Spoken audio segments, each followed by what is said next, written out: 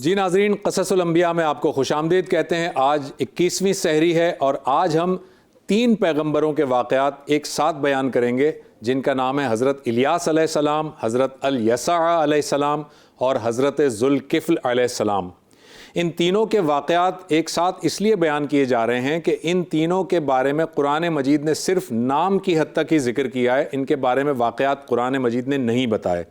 اور دیگر جو کتب ہیں ان میں بھی بہت تھوڑے سے واقعات ان کے متعلق ملتے ہیں، اور چونکہ ان کے واقعات بہت تھوڑے سے ہیں لہٰذا ہم نے آج کے اس ایپیسوڈ میں تینوں کو ایک ساتھ یکجا کر دیا اور تینوں کے واقعات ہم ایک ساتھ ہی بیان کرتے ہیں۔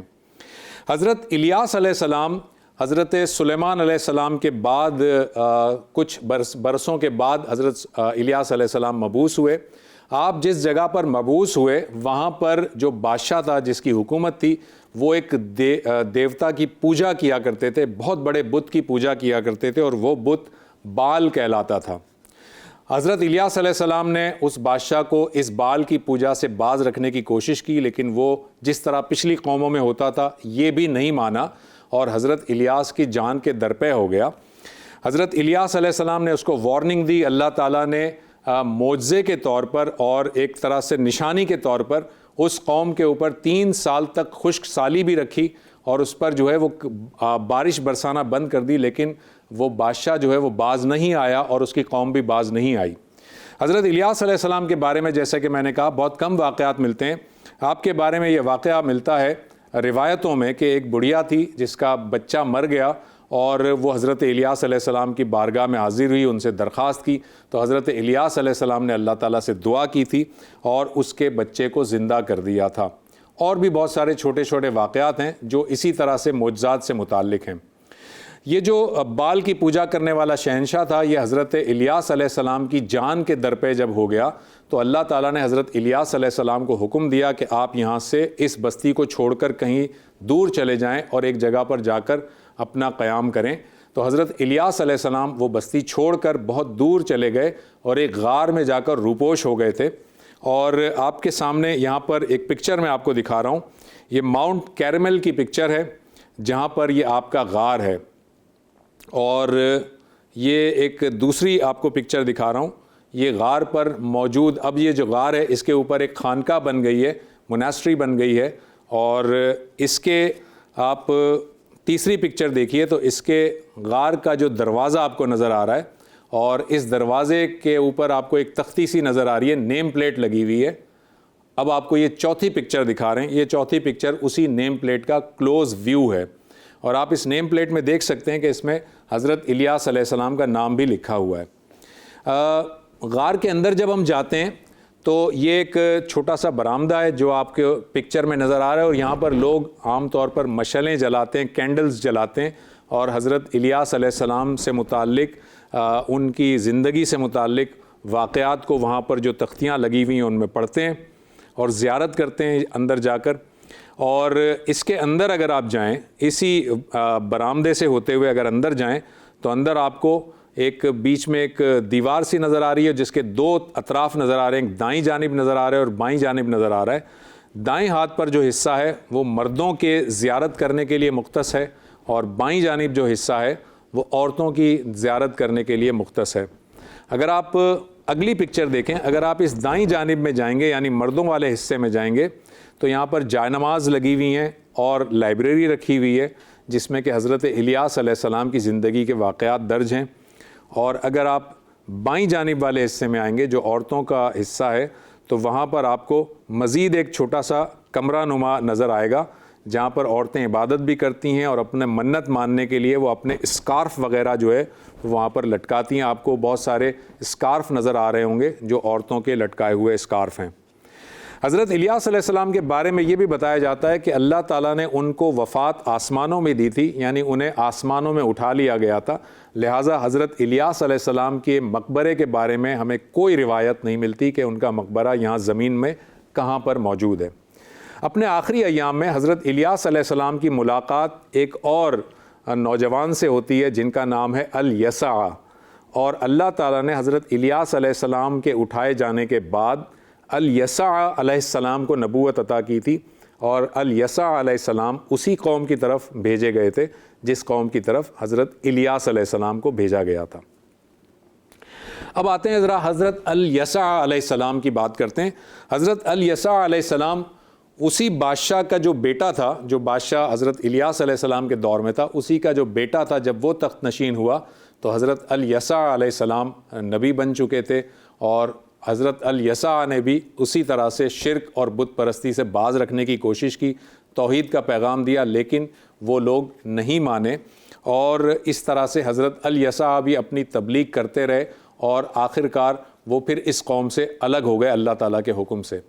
حضرت الیسع کے بارے میں بھی بہت سارے ہمیں جو ہے وہ معجزات ملتے ہیں روایات کے اندر۔ مثال کے طور پر ایک قوم کے پاس سے آپ گزرے جس کے پاس چشمہ تو تھا لیکن اس میں کھارا پانی تھا، لیکن الیسع علیہ السلام نے دعا کی اور اللہ تعالیٰ نے اس پورے کے پورے چشمے کو میٹھے پانی سے تبدیل کر دیا۔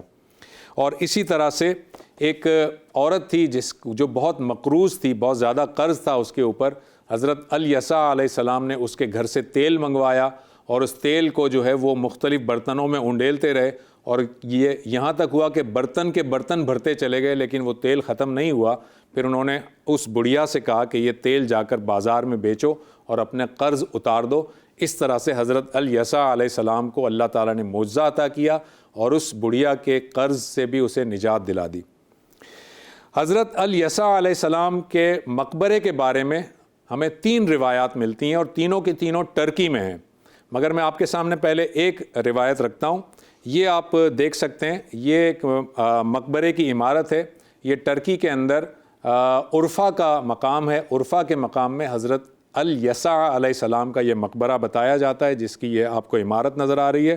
اور اگلی پکچر دیکھیے تو اگلی پکچر میں آپ کو یہ مقبرہ نظر آ رہا ہے جو حضرت الیسع علیہ السلام سے منسوب ہے، اور اس پہ دیکھیں، اس پہ لکھا ہوا ہے وَإِسْمَاعِيلَ وَالْيَسَعَ وَيُونُسَ وَلُوطَ،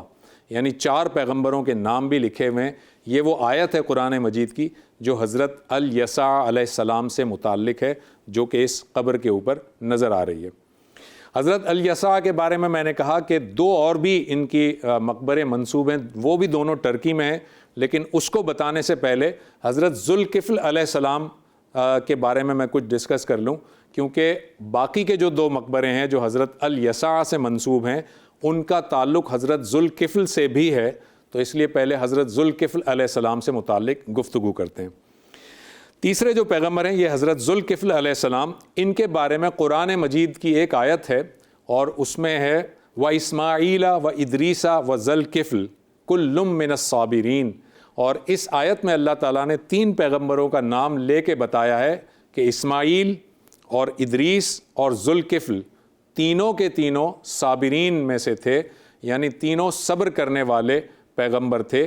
تو یہاں سے پتہ چلتا ہے کہ حضرت ذوالکفل علیہ السلام کی قوم نے انہیں بہت ستایا ہوگا، بہت تنگ کیا ہوگا، بہت ایذا پہنچایا ہوگا، بہت تکلیف دی ہوگی، اور حضرت ذوالکفل علیہ السلام نے ان تمام تکالیف کا مقابلہ کیا ہوگا، لیکن صبر کا دامن ہاتھ سے نہیں چھوڑا ہوگا۔ اسی لیے اللہ تعالیٰ نے ان کے بارے میں کہا ہے کہ کل من الصابرین، یہ تمام کے تمام جو پیغمبر تھے صبر کرنے والوں میں سے تھے۔ حضرت ذوالکفل علیہ السلام کا جو مقبرہ ہے اس کے بارے میں بھی 3 روایات ملتی ہیں۔ ایک روایت ہے کہ ان کا مقبرہ عراق میں ہے، اور باقی کی 2 روایات ملتی ہیں کہ ان کا مقبرہ ٹرکی میں ہے۔ پہلے عراق چلتے ہیں۔ آپ کے سامنے یہ ایک پکچر ہے، جو یہ مین گیٹ آپ کو نظر آ رہا ہے، یہ عراق کا علاقہ ہے جس کو الکفل کہتے ہیں۔ الکفل کا علاقہ ہے اور یہ عراق میں موجود ہے، یہ اس کا مین گیٹ ہے۔ اور اب اگلی پکچر دیکھیں تو یہ اس کا اندرونی صحن ہے، اسی عمارت کا اندرونی صحن آپ کو نظر آ رہا ہے۔ اس کے بعد کی پکچر دیکھیے، یہ مقبرے کے اندر جانے کا دروازہ ہے، اور نیکسٹ پکچر دیکھیں تو یہ مقبرہ ہے جس کے بارے میں کہا جاتا ہے کہ یہ حضرت ذوالکفل علیہ السلام کا مقبرہ ہے۔ اور آپ کو نیکسٹ پکچر دکھاتے ہیں، یہ جالیاں نظر آ رہی ہیں اور جالیوں کے ساتھ یہ مقبرہ موجود ہے جو حضرت ذوالکفل علیہ السلام کا مقبرہ ہے۔ اب آتے ہیں، جیسے کہ میں نے کہا، حضرت الیسع کے دیگر 2 مقبرے بھی بتائے جاتے ہیں جو ٹرکی میں ہیں، اینڈ سملرلی حضرت ذوالکفل علیہ السلام کے بارے میں بھی بتایا جاتا ہے کہ ان کے بھی دو جگہوں پر مقبرے منسوب کیے جاتے ہیں وہ بھی ٹرکی میں ہیں، اور اتفاق کی بات یہ ہے کہ دونوں پیغمبروں کے یہ دونوں ٹرکی والے جو جگہیں منسوب ہیں ان میں دونوں پیغمبروں کے مقبرے ساتھ ساتھ ہیں، تو اسی لیے ان کو ایک ساتھ ہی ہم ڈسکس کر لیتے ہیں۔ تو اب ہم آپ کو بتاتے ہیں کہ حضرت الیسع علیہ السلام اور حضرت ذوالکفل علیہ السلام کے بارے میں ٹرکی کے دو مقامات کون سے ہیں جن کے بارے میں کہا جاتا ہے کہ یہاں پر آپ کا مقبرہ موجود ہے۔ تو سب سے پہلے چلتے ہیں ناظرین ٹرکی کے اندر دیار باکر ایجائل دیار باکر ایک علاقہ ہے جس کو ایجل دیار باکر بھی کہتے ہیں یا ایجائل دیار باکر بھی کہتے ہیں۔ اس کے اندر آپ دیکھیں یہ آپ کو جو پکچر نظر آ رہی ہے اس پہ تختی بھی لگی ہوئی ہے، اس پہ حضرت ذوالکفل بھی لکھا ہوا ہے، یہ ٹرکش پروننسیشن کے ساتھ لکھا ہوا ہے لیکن حضرت ذوالکفل لکھا ہوا ہے۔ اور اس کے بعد ایک پکچر دیکھیے، یہ پکچر دیکھیں، اس پہ لکھا ہے حضرت الیسع اور وہ بھی ٹرکش پروننسیشن کے ساتھ لکھا ہوا ہے، اور یہ دونوں کے دونوں مقبرے آپ کو سملر اسٹرکچر کے نظر آ رہے ہیں، سملر تقریباً اس کا کنسٹرکشن ہے۔ یہ دونوں کے دونوں مقبرے جو ہے وہ ٹرکی کے اندر ایجائل دیار باکر کے اندر موجود تھے، یہ میں تھے کا لفظ استعمال کر رہا ہوں۔ اس کے بعد